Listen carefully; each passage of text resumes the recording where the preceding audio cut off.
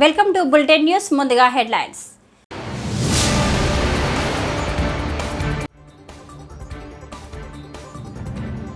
ఈ హాస్టల్లో మేమే ఉండలేం, నిరసన వ్యక్తం చేసిన విద్యార్థినిలు.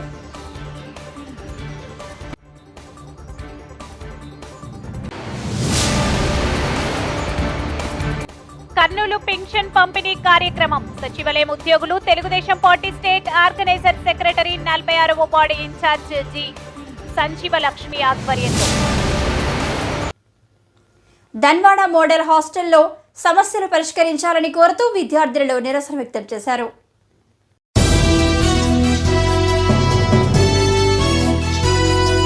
ఇక్కడ ఉన్న సమస్యలు పరిష్కారం కాకపోవడంతో విద్యార్థులే నేరుగా నిరసన చేపట్టారు.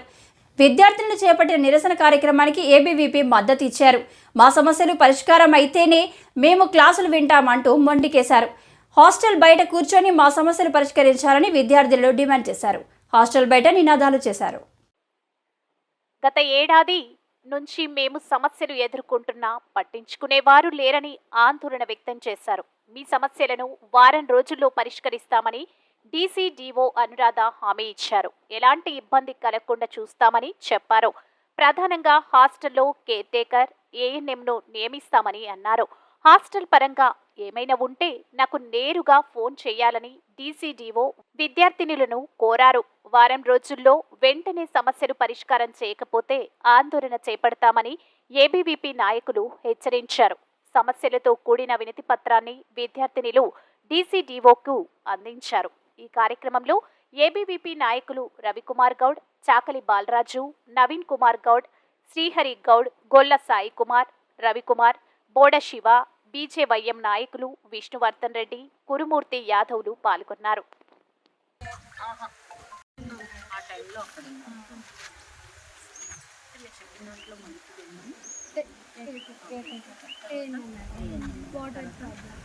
వల్ల పాము ఇంకోటి హెల్త్ ఇష్యూస్ కూడా 3 మంత్స్ ఉన్నారు.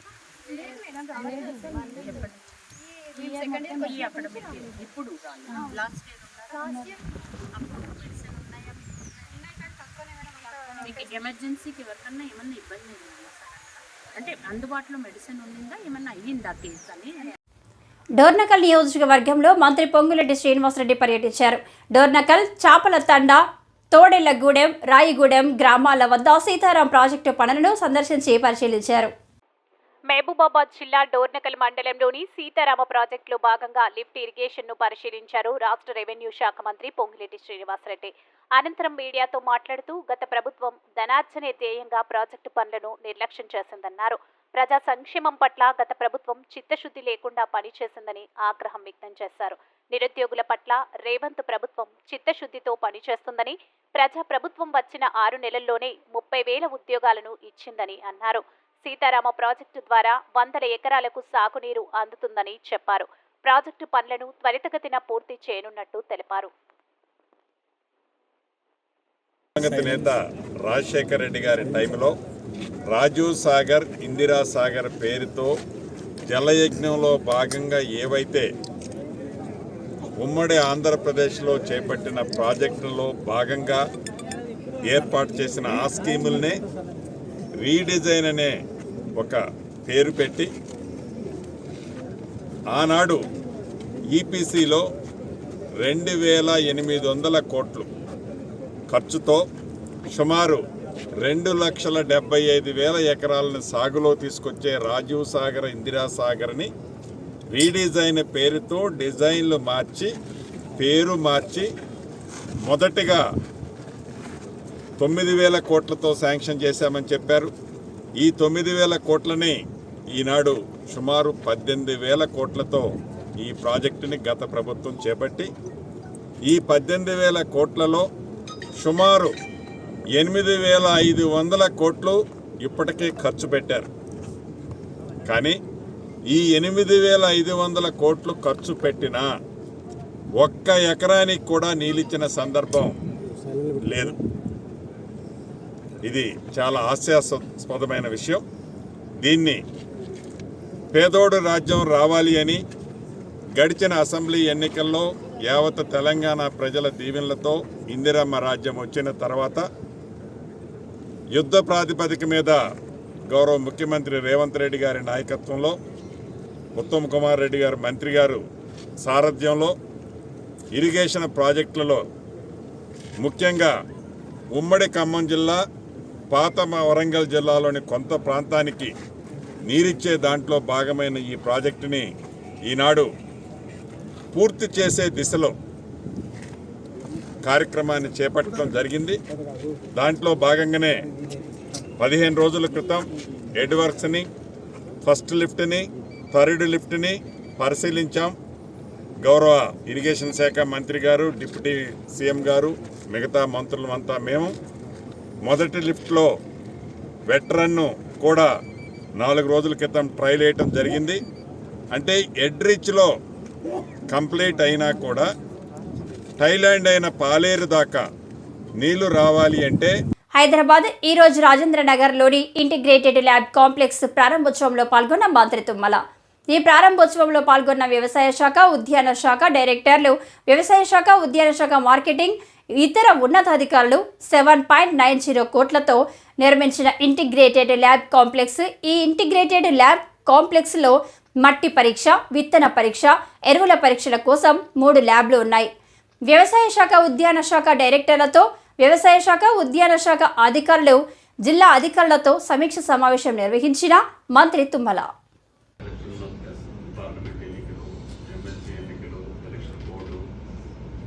సమస్యల వల్ల మనం ముందుగా పెట్టుకోలేకపోయాం.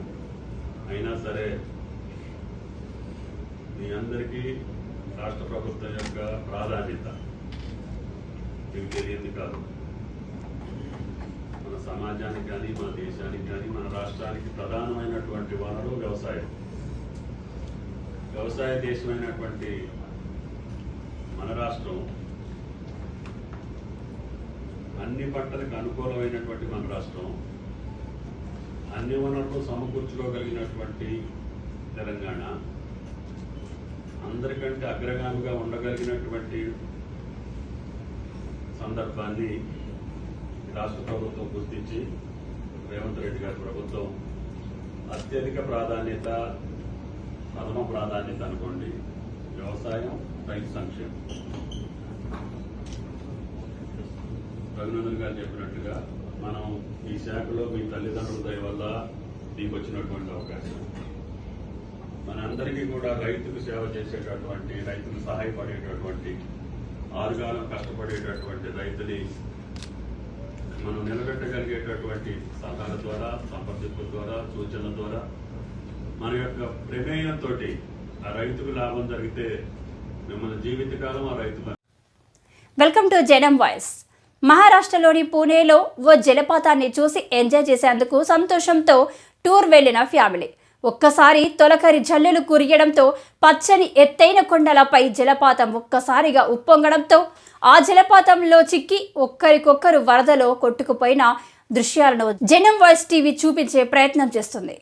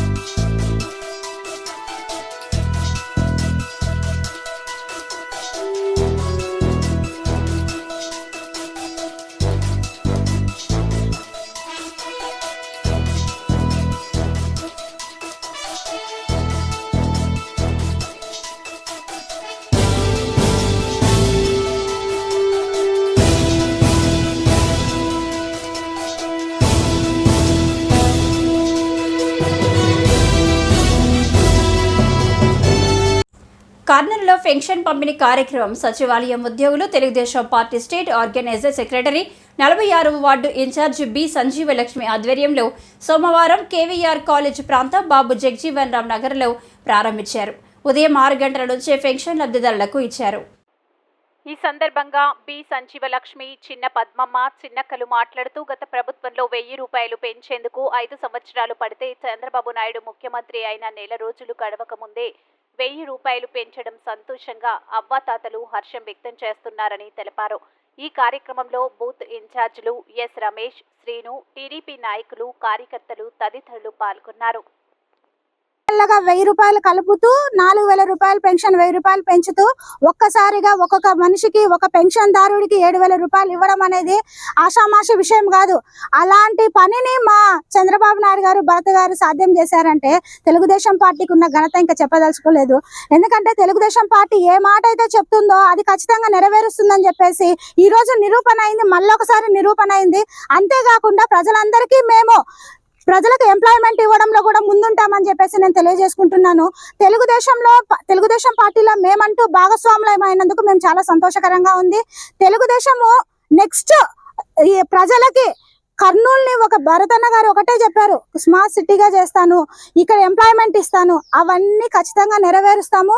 నెరవేర్చి గత ప్రభుత్వానికి మా ప్రభుత్వానికి తేడా ఎలా ఉంటుందో ప్రజలే స్వీకరించి వాళ్ళ ఆదరణ పొందుతామని చెప్పేసి మనస్ఫూర్తిగా కోరుకుంటున్నాం. ఆల్రెడీ ఆదరణ ఉన్నందుకే గెలిచాము, కానీ వాళ్ళ మనసులో ఉన్న ఒక సంకోచాన్ని కూడా ఈ రోజు పెన్షన్ రూపంలో తొలగించి ముందుకు పోయే ముందు మేమందరము ఒక మంచి ప్రణాళిక పెట్టుకొని ప్రజలకు ఎంప్లాయ్మెంట్ అయితేనేమి, లేకపోతే మహిళలకు ఏదైనా చేతి వృత్తుల పనులు అయితేనేమి, లేకపోతే సిటీలో ఉన్న చెత్తని పడేయడంలో కానీ చెత్త పనులు వేయకుండా చెత్తను తోడేసే దాంట్లో మేము ముందుగా ఉంటామని చెప్పేసి కూడా నేను తెలియజేస్తున్నాను.